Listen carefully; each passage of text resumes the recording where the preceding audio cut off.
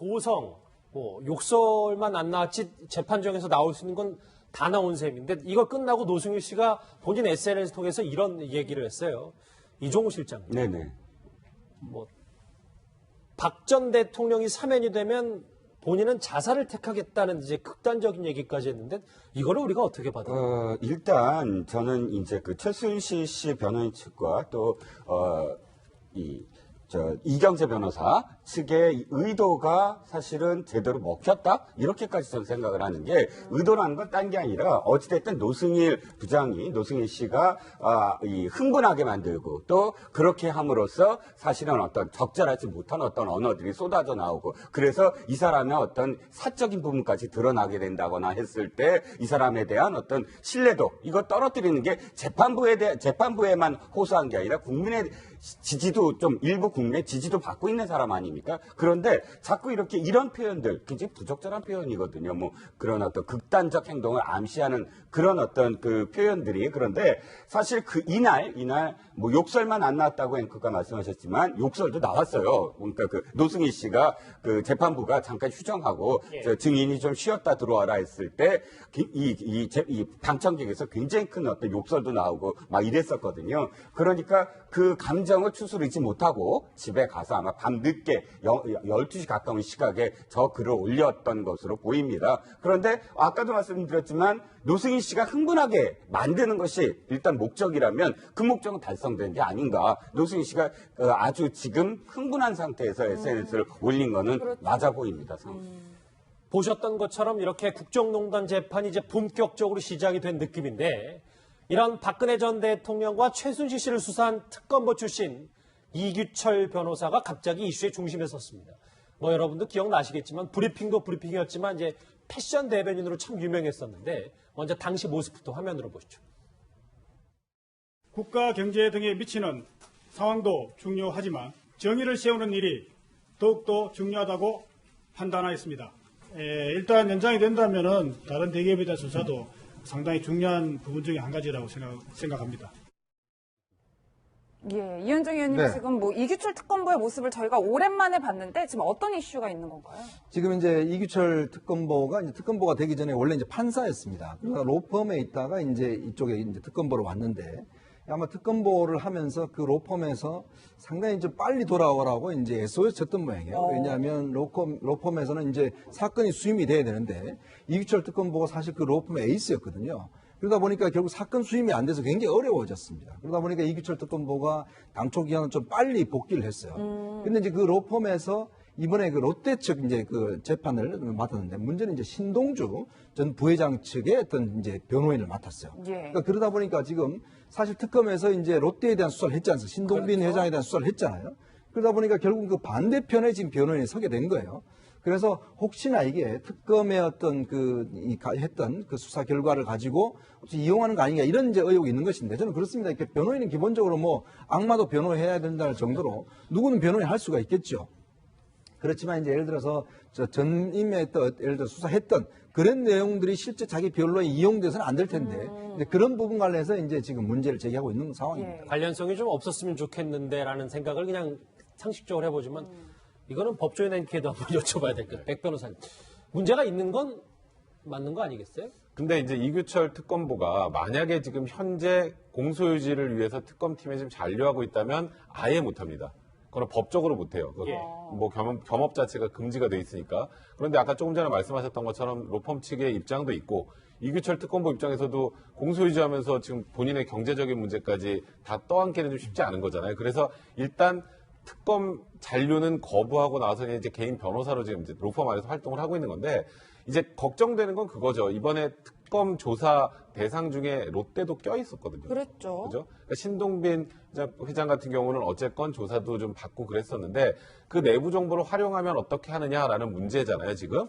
근데 이제 하나 확실한 건 이번에 지금 이규철 특검보가 수임한 사건은 신동주 부회장의 그 급여 횡령 사건입니다. 그렇죠. 그러니까 그거는 사실 특검의 수사 대상과는 좀 무관한 부분이긴 해요. 그래서 일단 원론적으로 놓고 보면은 저는 개인적으로 생각할 때 전혀 문제가 없다고 생각하나 이제 국민들 입장에 생각을 하면 어쨌건 이렇게 정의와 뭐 이런 부분들을 강조하셨고 굉장히 국민의 이목을 받았던 분이 어쨌건 특검의 수사 범위에 포함됐다고 느껴지는 롯데와 관련된 사건을 변론한다는 게 과연 적절한가에 대해서는 의구심을 가지는 국민들이 좀 있을 한 것 가지만 같습니다. 더 덧붙이면 사실 더 초점은 이거예요. 그 다음에 신동주 형제 간의 분쟁, 이게 아직 안 끝났거든요. 신동주 부회장은 신동빈 회장의 약점을 어떻게든 더 캐내서 그 분쟁을 계속 하려고 하는 그런 당사자인데 지금 이 변호사 말씀처럼 이 사건은 다른 사건이긴 하지만 그럼에도 불구하고 이 특검 측에서 롯데의 아주 많은 부분들을 지금 수사를 했단 말이죠. 그러면 어떤 면에서는 형인 신동빈 부회장의 약점들을 그 경영상의 약점들을 알고 있을 수 있다. 그러니까 이 건 이외에 신동주 전 부회장과의 어떤 그런 그 계속 변호를 맡던 뭐를 했던 의뢰인으로서 그런 정보들을 만약에 전해준다면 신동빈, 신동주 두 회장의 분쟁 사건에서 그것이 유리한 쪽이 되지 않느냐 이런 우려도 사실 하는 거죠. 그렇죠. 바로 그겁니다. 그래서 결국은 특검에서 동생은 지금 기소를 해놓은 건데 형님은 변호를 하겠다는 거 아닙니까? 그러니까 이게 좀 모순된다는 게 국민들 감정인데 방금 말씀하신 것처럼 핵심이 400억의 그 월급을 롯데로부터 신동주 형이 받았지 않습니까? 근데 이 받은 돈이 이제 횡령이다 이렇게 되니까 아니 횡령이 아니고 롯데에서 정당한 내 그 노력의 대가로 월급으로 받은 거다 했는데 만약에 이게 혁명으로 되면은 형인 신동주가 처벌을 받게 되는데 횡령이 아니고 그건 정당한 월급인데 그 월급을 롯데에서 잘못 줬다 이렇게 되면 동생이 신동빈이 문제가 생기는 거죠. 그렇기 때문에 이게 맞물려 있기 때문에 그렇네요. 이 형을 기소했던 사람 그리고 동생을 기소했던 사람이 형을 변호하고 있으니까 이건 뭔가 모순되지 않느냐. 뭐 사실은 이제 변호사 윤리 자체로서는 법적으로 문제가 없다 하더라도 국민 상식에는 좀 반하지 않느냐 이런 네, 생각이죠. 제가 짧게만 좀 언급을 해드리면요. 지금 뭐 신동빈, 신동주에다 형제 난까지 지금 언급을 하셨는데 특검에서 조사를 했던 건 롯데 그 뇌물 부분이잖아요. 예. 뇌물 부분은 사실 지금 이 신동주 부회장의 그 급여 횡령, 형제 난과 사실 무관한 부분이에요. 그러니까 그 무관한 부분을 했다라는 이유로 지금 다른 변호 활동 자체를 하는 것을 막는다는 거는 몰라요. 제가 개인적으로 변호사여서 그런지 모르겠습니다만 사실 지금 이 두 분 말씀하신 게 국민들의 감정이긴 한데 이 형제 난과 관련된 부분을 특검에서 조사한 게 아니었다라는 거, 그 부분이 핵심이라고 말씀드립니다. 세 번 말씀드립니다.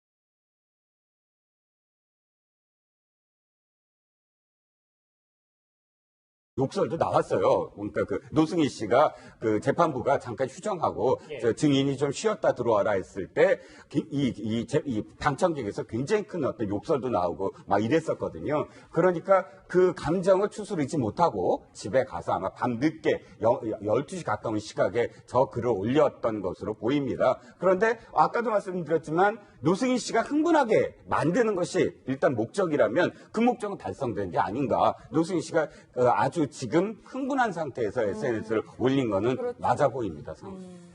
보셨던 것처럼 이렇게 국정농단 재판이 이제 본격적으로 시작이 된 느낌인데 이런 박근혜 전 대통령과 최순실 씨를 수사한 특검보 출신 이규철 변호사가 갑자기 이슈의 중심에 섰습니다. 뭐 여러분도 기억나시겠지만 브리핑도 브리핑이었지만 이제 패션 대변인으로 참 유명했었는데 먼저 당시 모습부터 화면으로 보시죠.